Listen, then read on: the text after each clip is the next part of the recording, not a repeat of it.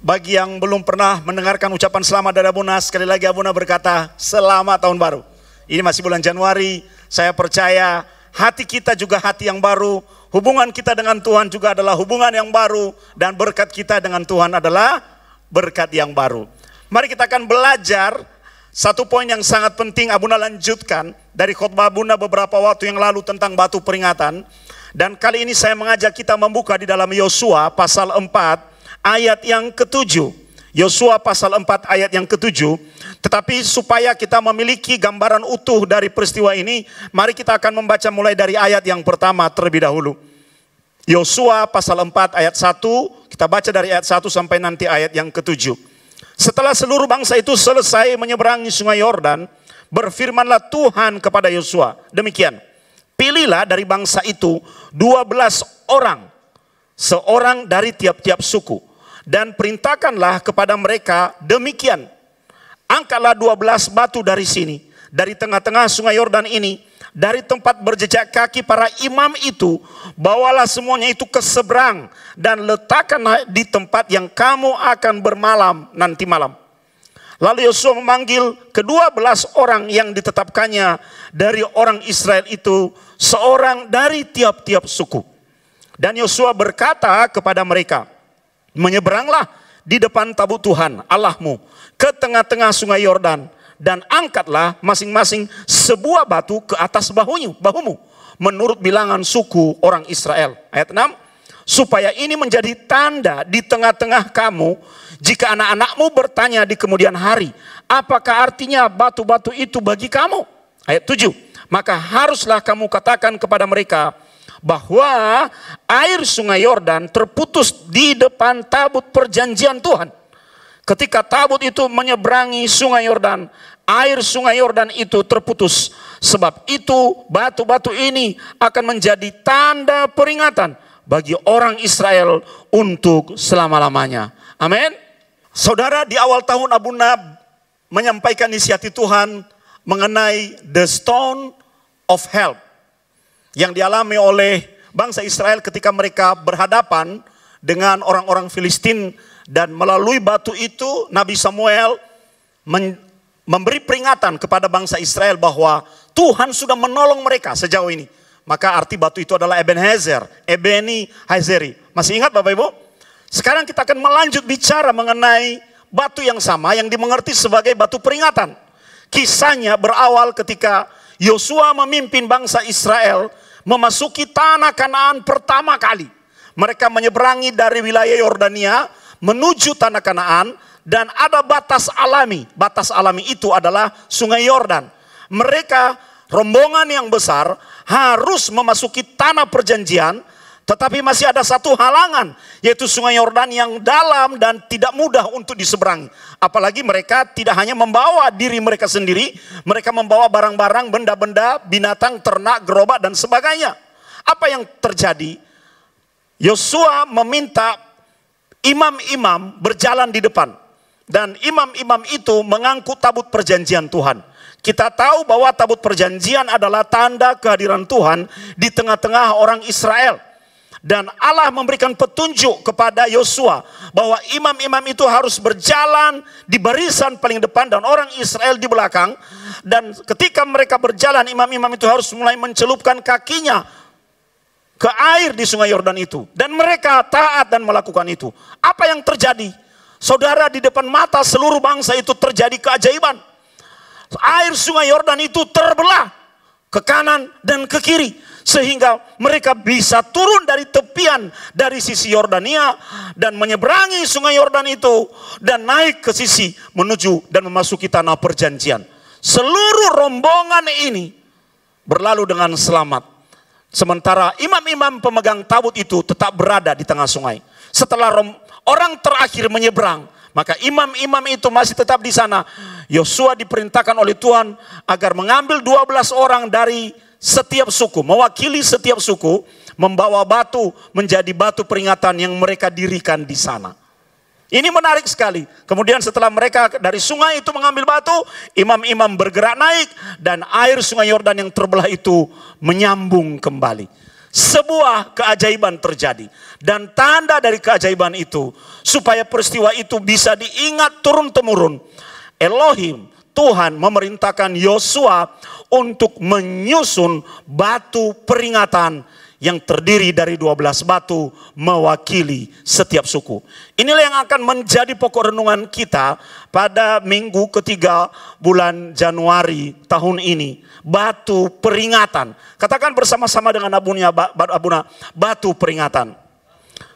Saudara, ada beberapa poin yang akan menjadi perenungan kita mengenai batu ini. Sebelumnya saya akan memberikan penjelasan mengenai latar belakang. Mengapa sih harus ada batu peringatan? Mengapa harus mendirikan batu-batu? Saya mau merimain kita penjelasan Abuna beberapa waktu yang lalu, bahwa itu adalah tradisi di Timur Tengah pada masa itu. Ketika mereka mengalami sesuatu yang supernatural, mereka mendirikan tugu batu di situ untuk memperingati peristiwa yang melibatkan mereka di tempat itu, supaya mereka mengingat, oh di situ mereka pernah mengalami sesuatu. Itu adalah bagian dari kebudayaan suku-suku setempat. Setiap kali mereka mengalami keajaiban alam, mereka mendirikan batu. Bahkan lama-kelamaan suku-suku setempat itu, ketika mereka mau menginginkan sesuatu, doa, melakukan ritual, ritus, tata cara tertentu yang berkaitan dengan agama suku mereka, mereka mendirikan batu. Jadi di zaman itu, mendirikan batu dan mendirikan tugu, itu berkaitan dengan kegiatan ritual keagamaan, bukan kepada Yahweh, bukan kepada Bapa Yahweh, bukan kepada Tuhan. Itu terjadi di suku-suku di Palestina di masa itu. Hari ini saudara, Abuna mencoba melakukan penelusuran arkeologi, mulai dari Sinai bagian timur sampai padang gurun Negev. Arkeolog sudah menemukan sekitar 142 tugu batu dari zaman Alkitab yang memang didirikan oleh orang-orang dari suku-suku asli. Untuk apa? Untuk penyembahan mereka. Untuk penyembahan mereka. Di sini kita melihat bahwa Tuhan menggunakan model penyembahan itu dan menggeser paradigma kepercayaan Israel. Jadi Israel kan pasti melihat bahwa suku-suku asing mendirikan batu kalau mereka menyembah ilah atau berhala mereka, atau kalau mereka menandai sesuatu, pasti dalam perjalanan mereka akan menemukan tugu itu. Lama-kelamaan karena mereka melihat suku-suku asing mungkin bergaul dengan mereka atau melihat dengan mata, oh itu ada upacara di situ, mereka mendirikan batu. Informasi itu masuk di dalam benak Israel, orang-orang Israel. Tapi Tuhan memberikan edukasi yang sangat penting. Bagaimana edukasi itu terjadi? Ketika Tuhan menghadirkan mukjizat, air sungai Yordan itu terbelah, maka Tuhan meminjam kebiasaan suku setempat itu. Dan dibawa dalam pengertian yang benar. Bahkan di situ dikatakan setiap suku diwakili oleh satu batu. Berarti ada jumlah yang pas 12 batu.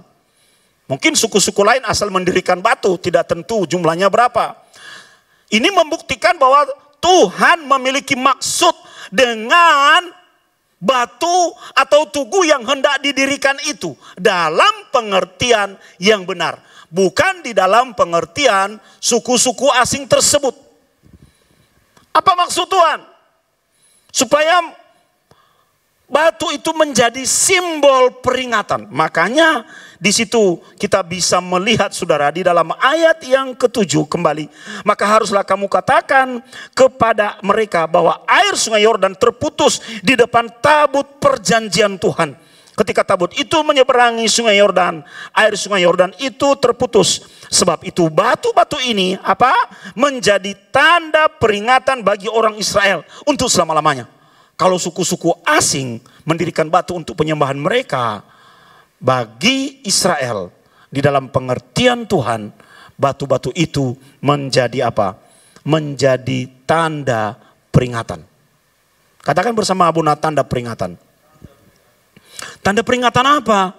Tanda peringatan mengenai peristiwa yang supernatural yang pernah terjadi. Apa yang pernah terjadi? Narasinya jelas berkata, Sungai Yordan terbelah. Sampai dengan hari ini di wilayah bangsa Israel menyeberangi sungai Yordan itu, saudara, itu daerah yang sangat dalam. Dan tebingnya itu tebingnya itu tajam, ya, curam tebingnya, bukan sesuatu tebing yang landai. Entah bagaimana caranya para imam, tempat itu sampai dengan hari ini masih ada secara tradisi. Disitulah Yohanes Pembaptis membaptis murid-muridnya. Disitulah di tempat yang sama, di mana Yosua pernah menyeberangkan bangsa Israel, di mana tabut Tuhan pernah masuk ke dalam air sungai itu dan membuat sungai itu terbelah. Di tempat yang sama Yohanes membaptis Tuhan Yesus. Dan ketika kita membaca di dalam Injil Yohanes membaptis Tuhan Yesus, apa yang terjadi? Langit terbuka, Roh Allah berbentuk burung merpati turun dan hingga pada Yesus. Di tempat yang sama Elia dan Elisa pernah lewat, dan dia memukul, nabi itu memukul air sungai Yordan karena Elia sudah terangkat ke surga. Elisa marah, dia pukul air sungai Yordan, dia tidak sadar bahwa sudah terjadi transfer kuasa kepadanya, dan air sungai Yordan itu terbelah. Tidak jauh dari daratan, dari daerah itu ada sebuah dataran yang luas, saudara, seperti lapangan sepak bola. Disitulah Elia terangkat ke surga. Dan di tempat itu juga di mana Yesus dibaptis, Naaman mencelupkan dirinya 7 kali sehingga dia sembuh dari penyakit kusta. Ketika Abuna berada di sana, saya merenung, sungguh luar biasa tempat ini. Sungguh luar biasa. Saya iseng-iseng tanya kepada guide saya, mana batunya? Dia tertawa, Abuna, itu sudah batu ribuan tahun, pasti sudah tidak ada. Tapi yang penting bagi kita adalah peristiwa yang pernah terjadi di tempat itu. Saudara, coba kita renungkan kehidupan kita.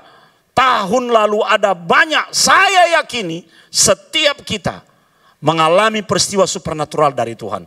Pasti ada banyak batu peringatan yang sudah kita dirikan untuk mengenang bahwa Tuhan pernah memperhadapkan kepada kita satu mujizat, kekuatan supernatural yang sungguh luar biasa.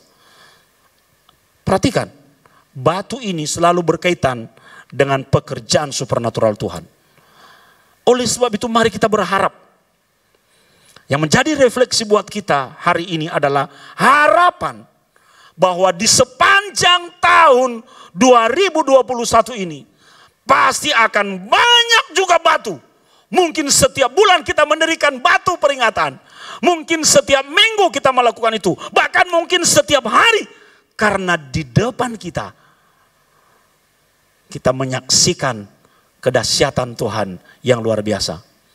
Maknanya sangat dalam, saudara.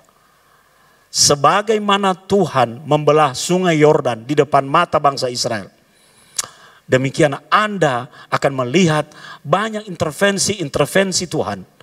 Di mana engkau tidak sanggup, tidak mampu karena keterbatasanmu, karena ketidakmampuanmu. Tuhan bergerak dan menyatakan kuasanya untuk menolong hidupmu. Amin. Amin.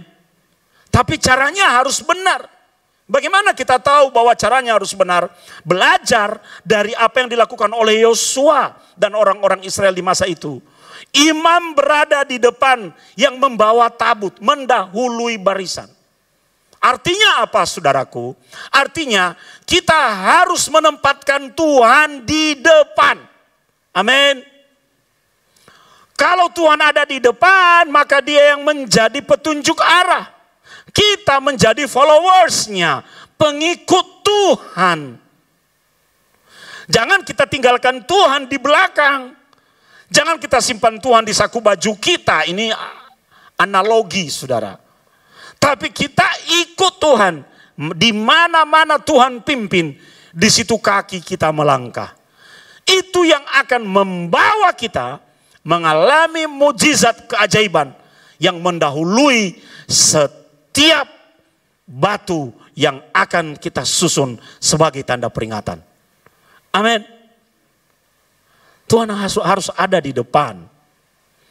Dan kita harus mengikuti Tuhan yang ada di depan. Seperti tiang awan, tiang api, Tuhan ada di depan. Itu loh saudara. Ketika Tuhan yang pimpin, maka kita menjadi orang-orang yang mendapat pertolongan, mendapat proteksi, melihat keajaiban, mampu menemukan jalan yang tepat di dalam kehidupan yang akan kita jalani di sepanjang tahun ini.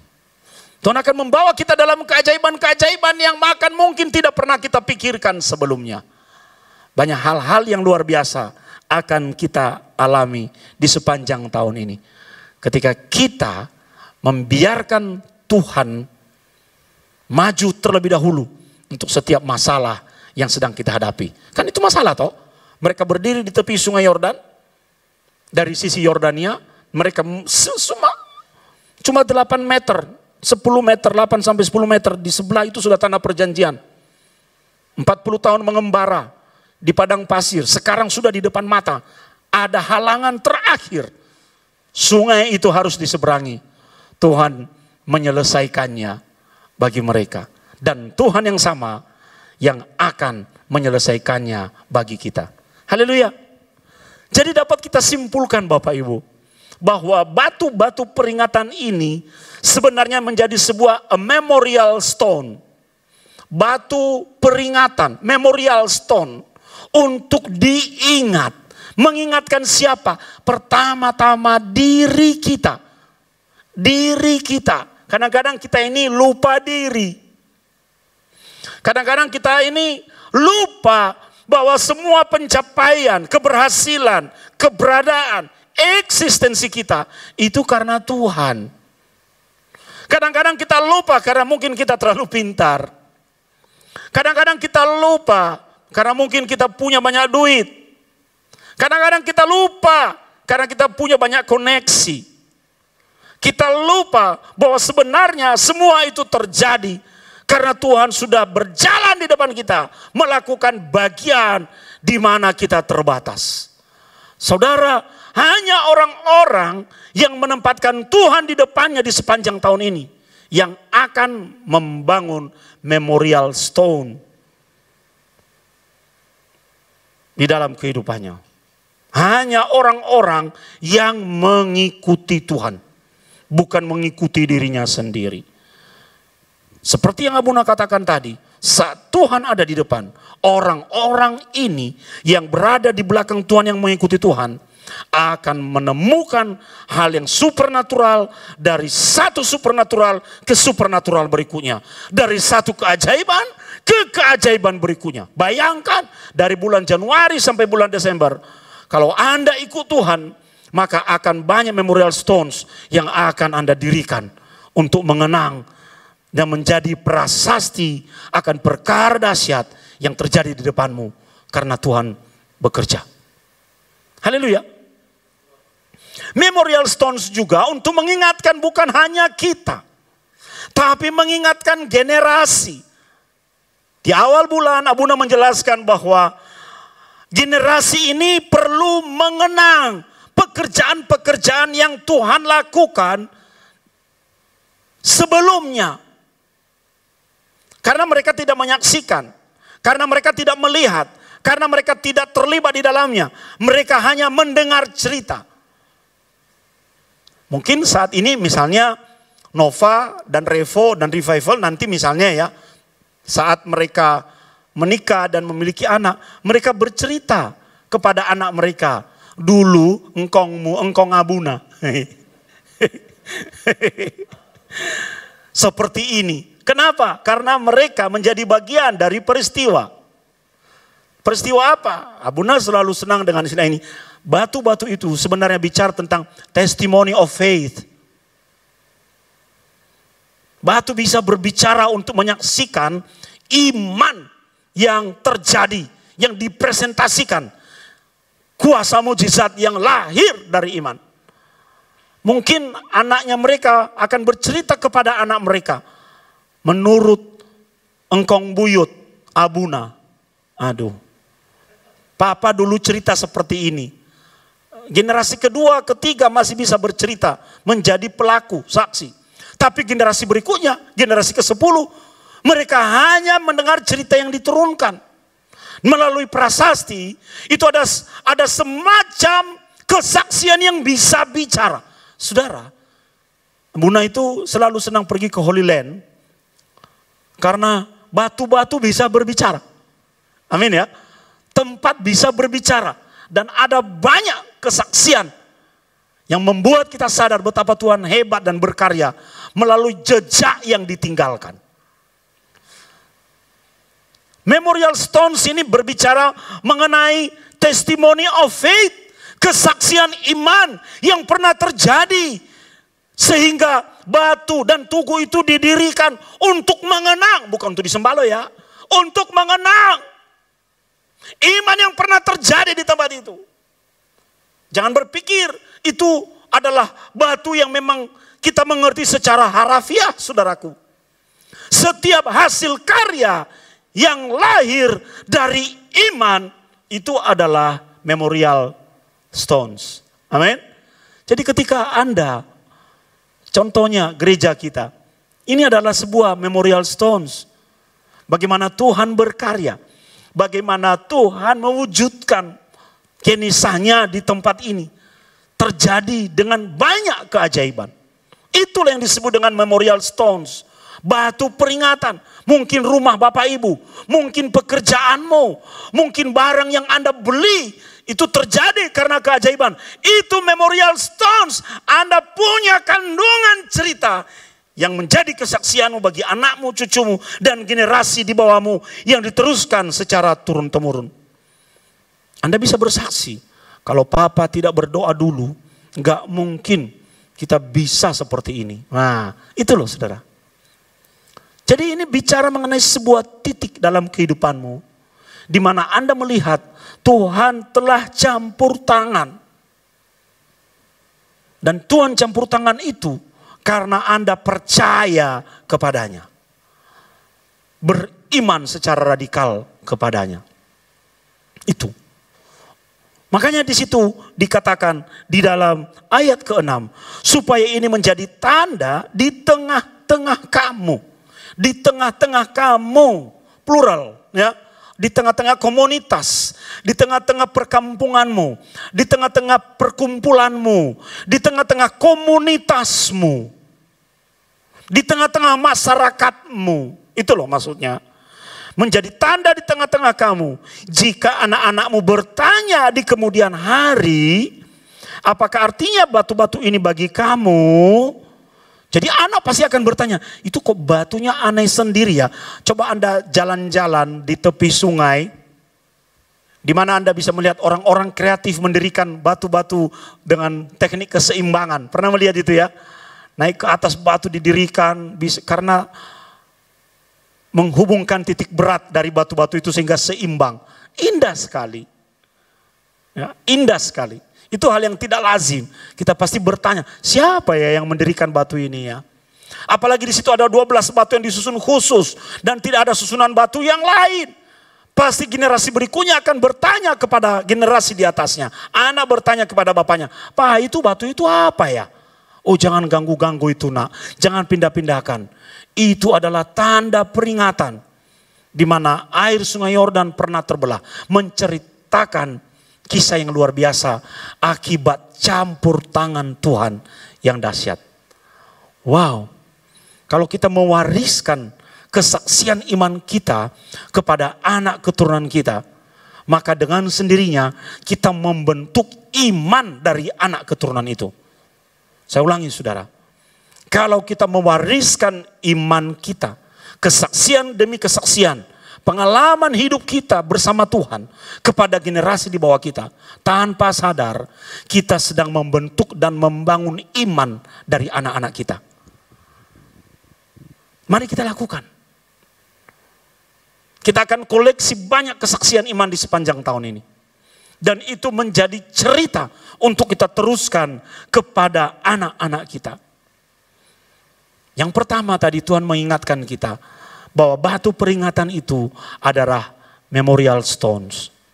Dan yang kedua, nyambung dengan memorial stones, batu peringatan itu berbicara mengenai testimoni kesaksian iman kita. Testimony of faith. Mengenai perjalanan rohani kita bersama Tuhan. Maka kita tidak boleh meninggalkan Tuhan. Amin. Ya, dunia sedang berubah, saudara. Cara kita terhubung dengan Tuhan harus semakin pribadi, harus semakin kuat, harus semakin ketat, harus semakin radikal dengan Tuhan. Karena dunia yang kita hadapi adalah dunia yang semakin jahat, dunia yang berubah dengan cepat, yang tidak memihak pada kepentingan-kepentingan kita sebetulnya. Itu sebabnya dalam situasi seperti sekarang ini, kita harus juga memperbaharui cara kita terhubung dengan Tuhan. Harus makin melekat kepada Tuhan. Amin, saudaraku. Harus makin melekat. Bukan lagi secara komunal, secara pribadi. Benar loh, saudara. Apalagi online ini sebenarnya kan sedang membuat kita tidak lagi bergabung dalam komunal. Kita terhubung, spiritualitas kita ditentukan oleh internet dan produk digital. Konten-konten ibadah gereja didigitalkan, dibuat jadi media yang kita putar. Itulah spiritualisme gaya baru, di mana kita semua sedang digiring diam-diam untuk memasukinya. Jadi kalau kita tidak benar-benar terhubung dengan Tuhan,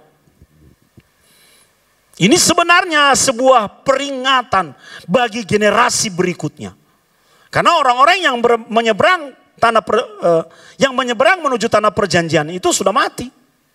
Maknanya sekarang buat kita adalah kita perlu mewaspadai ini sebagai peringatan. Ini loh hasilnya kalau ikut Tuhan seperti ini. Kalau nggak ikut Tuhan juga, maka kebalikan dari apa yang diceritakan oleh narasi dalam kitab Yosua. Memperingatkan kita sebetulnya betapa pentingnya takut akan Tuhan dan betapa pentingnya mengandalkan Tuhan. Kita nggak boleh mengabaikan ini lagi. Batu peringatan tidak hanya menjadi sebuah cerita yang dialami oleh bangsa Israel secara pribadi. Ini seharusnya menjadi refleksi buat kita. Di sepanjang tahun 2021 ini, kita ingat batu yang tersusun, kita harus ingat peristiwa yang dialami oleh Yosua itu. Dan kita mengingatkan diri kita untuk semakin bergantung pada Tuhan. Haleluya. Batu peringatan bicara mengenai 3 hal. Yang pertama, memorial stones. Yang kedua, testimony of faith. Dan yang ketiga, peringatan untuk membuat kita bergantung kepada Tuhan. Generasi hari ini. Terlebih dalam situasi di mana kita sedang berada di dalam wabah, hanya Tuhan yang menjadi andalan kita. Mari kita berdoa. Bapa, terima kasih untuk firman-Mu, membuat kami merenungkan kehidupan kami di dalam banyak hal dan banyak perkara. Biarlah kami tetap bergantung kepada Tuhan apapun yang terjadi. Dan pengalaman bangsa Israel mendirikan batu peringatan itu juga akan menginspirasi kami untuk membangun memorial stones sebagai refleksi hasil dari iman kami kepada Tuhan. Sehingga kami diingatkan untuk tetap bergantung dan percaya dan mengandalkan Tuhan di sepanjang tahun ini. Kami tahu hanya dengan cara itu, hanya dengan cara berada di belakang Tuhan dan mengikutimu, kami akan melihat sungai Yordan terbelah di dalam bisnis, pekerjaan, pelayanan, dan kami tiba di tanah perjanjian dengan selamat. Terima kasih buat firman-Mu sore hari ini. Materaikan itu di dalam hati kami. Di dalam nama Tuhan Yesus kami berdoa dan mengucap syukur. Mari sama-sama kita katakan, amin.